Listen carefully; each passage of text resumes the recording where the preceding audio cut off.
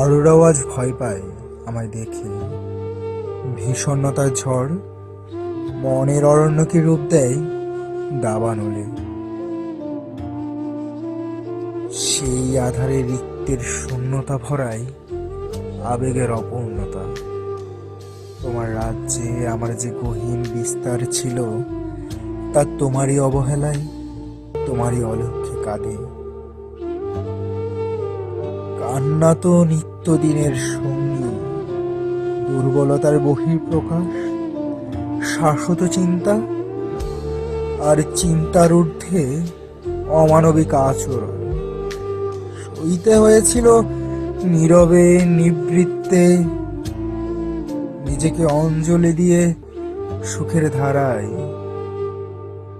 সুখের জন্য এখন আর কোনো প্রত্যাশা রাখি না, কেননা জীবনের ঊর্ধ্বে মৃত্যু, ভোগের চেয়েও ত্যাগ, আর নিজের চাইতো অন্যের সুখ।